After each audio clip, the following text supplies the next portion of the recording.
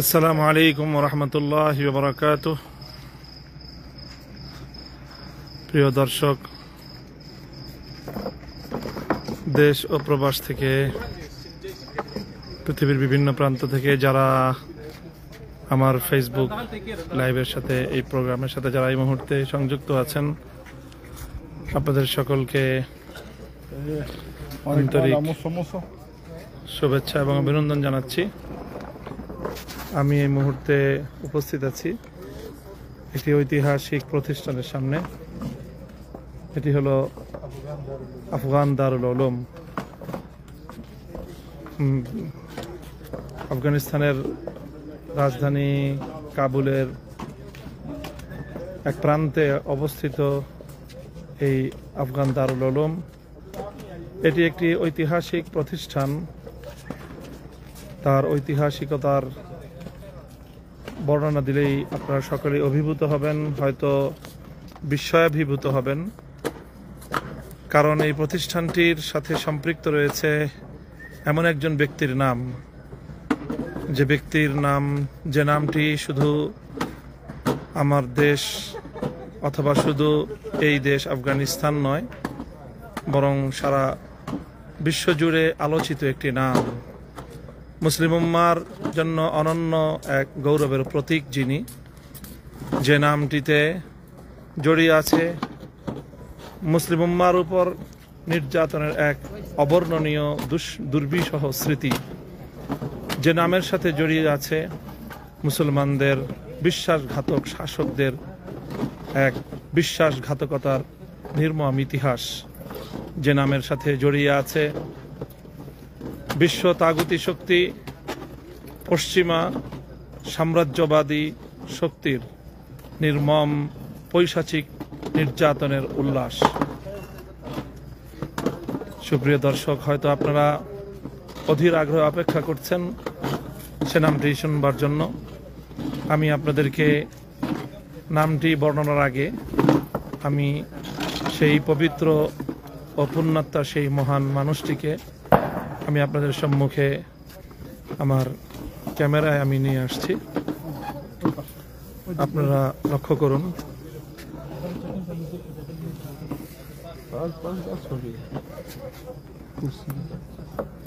দেখুন তো নাকি চেনা যায় কিনা।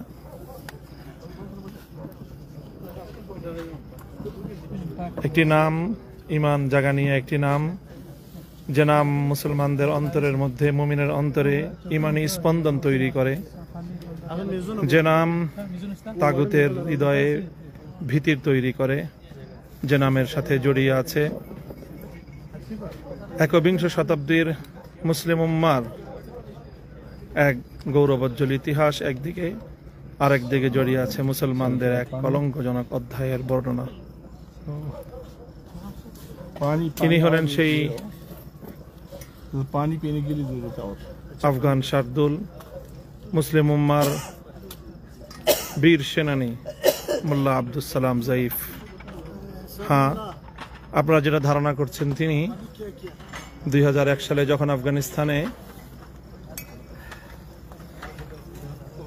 পশ্চিমা সাম্রাজ্যবাদী ন্যাটো ও আমেরিকার যৌথ বাহিনীর আক্রমণ পরিচালিত হয় এবং নির্মম নির্যাতনের মাধ্যমে যখন আফগানিস্তানের মাটিকে তামায় পরিণত করার এক পৈশাচিক পরিকল্পনা নিয়ে হামলে পড়ে লক্ষ লক্ষ টন বোমা বর্ষণের মধ্য দিয়ে, সেই সময়ে ইমারাতে ইসলামিয়ার পক্ষ থেকে পার্শ্ববর্তী মুসলিম রাষ্ট্র পাকিস্তানে, যিনি ইমারাতে ইসলামিয়ার পক্ষ থেকে রাষ্ট্রদূত হিসেবে নিয়োজিত ছিলেন, এবং তিনি রাষ্ট্রদূত হিসেবে দায়িত্ব পালনরত অবস্থায় যখন ইমারাতে ইসলামিয়ার রাজত্ব এবং তাদের সরকারকে পতন ঘটিয়ে রাষ্ট্র দখল করে নেয় পশ্চিমা আধিপত্যবাদী শক্তি, সেই সময়ে আফগানিস্তানের ইমারাতে ইসলামিয়ার পক্ষ থেকে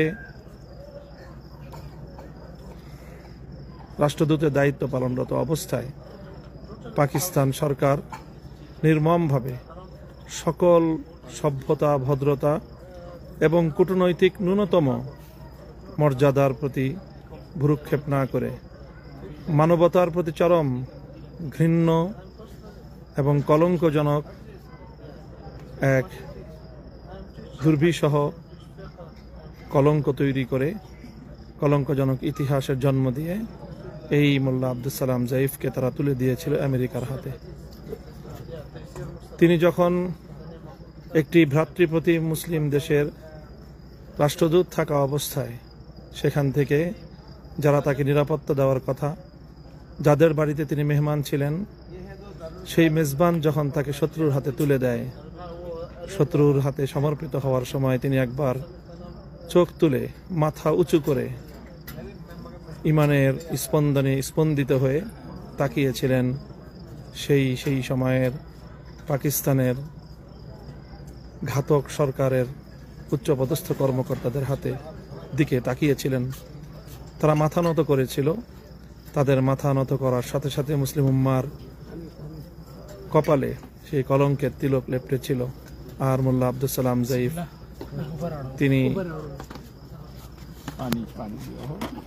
তিনি বন্দিত্ব বরণ করেছিলেন। আর তার বন্দিত্বের মধ্য দিয়েই মুসলমানদের ইতিহাসে এক গৌরবোজ্জ্বল অধ্যায় রচিত হয়েছে। প্রিয় দর্শক, আমরা এখন ওনারই প্রতিষ্ঠিত মাদ্রাসা দারুল উলুম আফগানের প্রান্তে রয়েছি।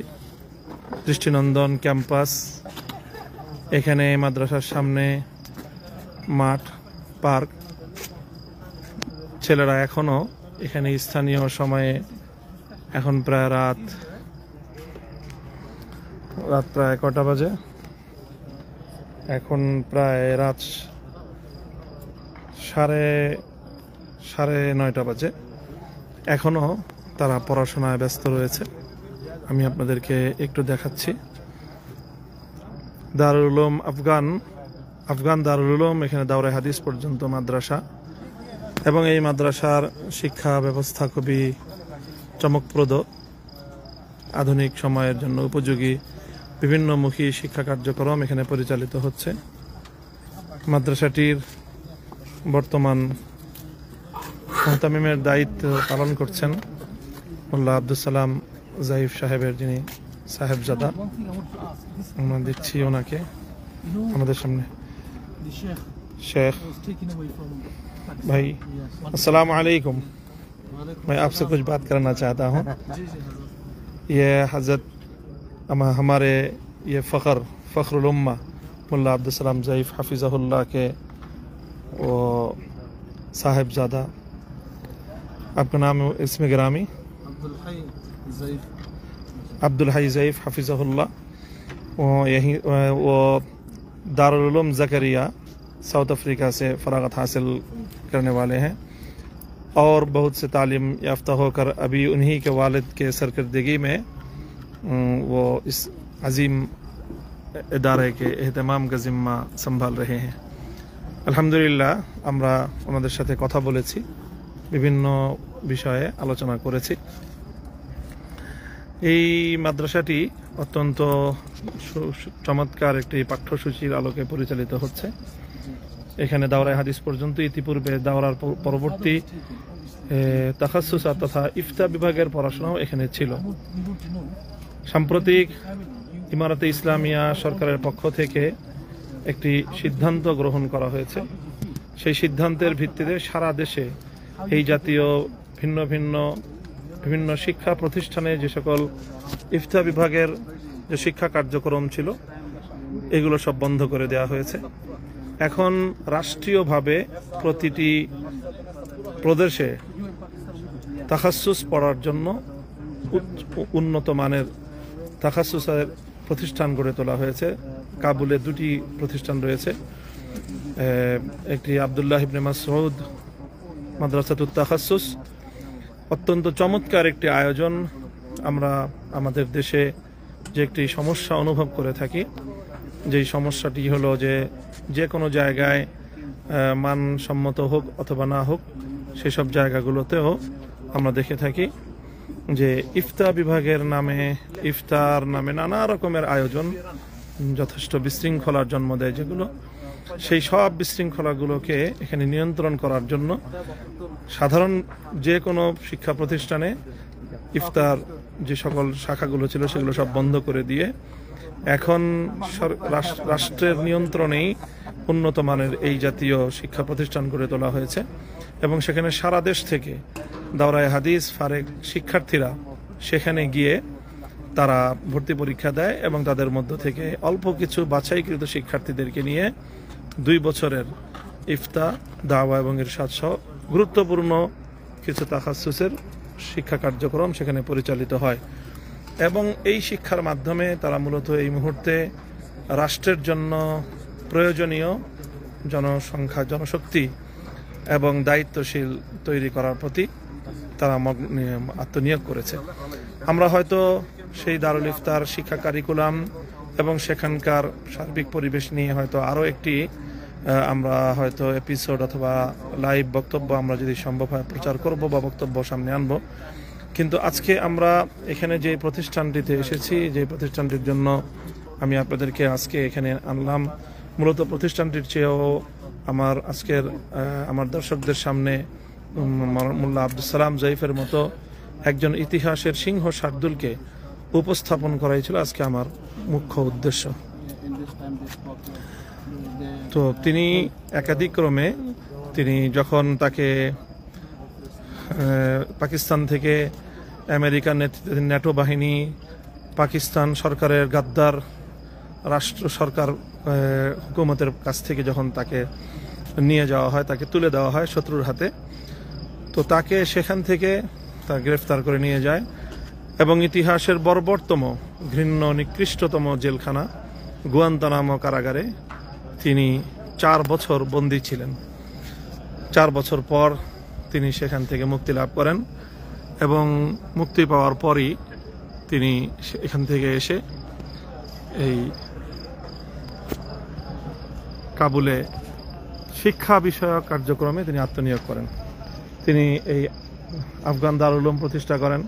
সেই সাথে একই সাথে তিনি 4টি স্কুল পরিচালনা করছেন, যে স্কুলগুলোতে দ্বীনি শিক্ষার পাশাপাশি সমসাময়িক গুরুত্বপূর্ণ শিক্ষা কার্যক্রম পরিচালিত হচ্ছে। সেই সাথে তার নেতৃত্বে একটি ইউনিভার্সিটি পরিচালিত হচ্ছে, একটি ইউনিভার্সিটিও তিনি প্রতিষ্ঠা করেছেন এবং সেই ইউনিভার্সিটি থেকে ইতিমধ্যে 4টি অনুষদে বিভিন্ন বিষয়ে শিক্ষা প্রদান করা হচ্ছে এবং সেই ইউনিভার্সিটি নিয়েও তার বড় ধরনের পরিকল্পনা রয়েছে। এর পাশাপাশি তিনি আরেকটি গুরুত্বপূর্ণ কার্যক্রম পরিচালনা করছেন, সেটি হলো এই দারুল উলুম আফগান কেন্দ্রিক ওনারা একটি রেডিও স্টেশন পরিচালনা করে থাকেন। সেই রেডিও স্টেশন থেকে নানামুখী ধর্মীয় এবং সামাজিক অনুষ্ঠানাদি পরিচালিত হয়, প্রচার হয়। বহুমুখী শিক্ষা কার্যক্রমের এক বিশাল আয়োজন নিয়ে কাবুলের এই প্রান্তরে দারুল উলুম আফগান প্রতিষ্ঠিত হয়েছে। এই দারুল উলুম আফগানে আজকে আমরা আমাদের এই সফরের গুরুত্বপূর্ণ কর্মসূচির অংশ হিসেবে আমরা এখানে এসেছি। আমাদের সাথীরা, আমাদের বাংলাদেশের স্বনামধন্য এবং আমাদের মুরব্বী ওলামায়ে কেরাম, মধুপুরের পীর সাহেব আব্দুল হামিদ পীর সাহেব মধুপুর, হযরত মাওলানা শেখুল হাদিস আব্দুল হক হাফিজাহুল্লাহ, হযরত মাওলানা আব্দুল আউয়াল সাহেব, হযরত মাওলানা মুনির হোসেন কাসেমি এবং মুফতি হযরত মাওলানা মাহবুবুল্লাহ কাসেমি, মুফতি হিদায়াতুল্লাহ এবং সেই সাথে আমি বান্দা মামুনুল হক আমরা আছি। আমাদেরকে সকলকে নিয়ে মোল্লা আব্দুল সালাম জয়ীফ সাহেব তিনি তার মাদ্রাসার এই আঙ্গিনায় উন্মুক্ত প্রান্তরে আমাদের জন্য হালকা চা নাস্তার ব্যবস্থা করেছেন, সেখানে সকলে অংশগ্রহণ করেছেন। আমরা বেশ অনেক আগেই এসেছি, এসে দীর্ঘ আলোচনা আমাদের সাথে হয়েছে। সেই আলোচনার পরে আমরা এখানে রাতের আতিথেয়তা গ্রহণ করেছি এবং সেই আতিথেয়তা গ্রহণ করার পরে আমরা সালাতুল ইশা আদায় করেছি। এই সুবিশাল মসজিদ, সেই মসজিদে আমরা ইশার নামাজ আদায় করে এখন আমরা এই মাদ্রাসার চত্বরে বসে আমরা চা নাস্তা করছি। এরপরেই হয়তো ইনশাল্লাহ আমরা কিছুক্ষণের মধ্যে এখান থেকে বিদায় নেব। তো আজকে আমরা আমাদের এই সফরের গুরুত্বপূর্ণ আরও কিছু কার্যক্রম পরিচালনা করেছি আলহামদুলিল্লাহ। আজকের দিনের বেলায় ইমারাতে ইসলামিয়ার যে সুপ্রিম কোর্ট এবং সেই সুপ্রিম কোর্টের প্রধান বিচারপতির সাথে আমরা মোল্লা আব্দুল হাকিম হাক্কানি হাফিজাহুল্লাহ, যিনি ইমারতে ইসলামিয়ার অত্যন্ত গুরুত্বপূর্ণ দায়িত্বশীল, প্রভাবশালী দায়িত্বশীল এবং খুবই নীতি নির্ধারণী একজন দায়িত্বশীল, তার সাথে অত্যন্ত গুরুত্বপূর্ণ, ফলপ্রসূ এবং শিক্ষণীয় আলোচনা হয়েছে। ইনশাআল্লাহ আমরা পরবর্তী আরও কোনো একটি প্রোগ্রামে আমরা সেই বিষয়ে সবিস্তারে আলোচনা আমি আমার দর্শক এবং বাংলাদেশের মানুষের সামনে তুলে ধরবো ইনশাআল্লাহ। আমাদের জন্য একটি যুদ্ধ বিধ্বস্ত দীর্ঘ শাহাদাত এবং রক্তের নজরানার মাধ্যমে গঠিত এই নতুন কোরআন সুন্নাহর শাসন ব্যবস্থার এই অনিন্দ সুন্দর এই ফুলের বাগান ইমারতে ইসলামিয়ার যাবতীয় আয়োজন থেকে আমাদের জন্য শিক্ষণীয় অনেক কিছুই রয়েছে। ইনশাআল্লাহ আমরা পর্যায়ক্রমে সে বিষয়গুলো তুলে ধরার চেষ্টা করব। প্রিয় দর্শক, আপনারা দেখছেন আজকে আমার মাথায় আফগান পাগড়ি পরিহিত। এটি আসলে মূলত আজকে এখানকার কিছু ওলামায়ে কেরামের সাথে আমাদের একটি বৈঠক ছিল, তারা আমাদেরকে এই উপহার দিয়েছেন।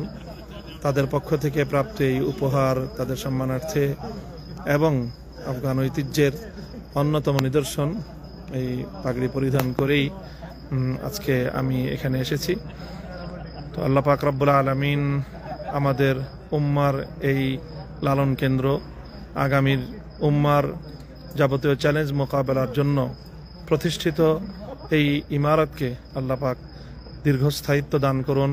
ইমারতের সকল সমস্যার আল্লাহ পাক সমাধান করে দিন এবং এর প্রতিবন্ধকতা যত রয়েছে সবগুলো প্রতিবন্ধকতাকে আল্লাহ পাক রব্বুল আলামিন দূরীভূত করে দেন। বিশেষ করে পশ্চিমা এবং সাম্রাজ্যবাদী শক্তি, ইহুদি খ্রিস্টান সাম্রাজ্যবাদী শক্তির নেতৃত্বে ইমারতের অগ্রযাত্রাকে রুখে দেওয়ার জন্য এবং ইমারতকে ব্যর্থ রাষ্ট্রে পরিণত করার তাদের যত চক্রান্ত এবং যত ষড়যন্ত্র আছে, সকল ষড়যন্ত্র যেন আল্লাহ পাকের রহমতে যেমনিভাবে অতীতে নস্যাৎ হয়েছে, তারা যেভাবে পরাজয়ের কালিমা নিয়ে এখান থেকে বিতাড়িত হয়েছে, ইসলাম এবং তাওহীদের এই পবিত্র ভূমি যেন মুসলমানদের জন্য চিরদিন মুক্ত স্বাধীন থাকে। এই খোরাসানি বাহিনী যেন পৃথিবীর প্রান্তে প্রান্তে ইসলামের হেলালি নিশান লা ইলাহা ইল্লাল্লাহু মুহাম্মাদুর রাসূলুল্লাহর কালিমা খচিত শুভ্র সাদা পতাকা যেন তারা মসজিদে আকসার শীর্ষ চূড়ায় উড্ডীন করতে পারে, সেই প্রত্যাশা এবং সেই দোয়া করে আজকের এই লাইভ প্রোগ্রাম এখানে শেষ করছি। সকলে আমাদের জন্য দোয়া করবেন, আমরা যেন আমাদের এই সফর সুন্দরভাবে সফলভাবে সুসম্পন্ন করতে পারি। সকলের কাছ থেকে বলে বিদায় নিচ্ছি। ওয়া আখিরু দাওয়ানা আলহামদুলিল্লাহি রাব্বিল আলামিন। ওয়াসসালামু আলাইকুম ওয়া রাহমাতুল্লাহ।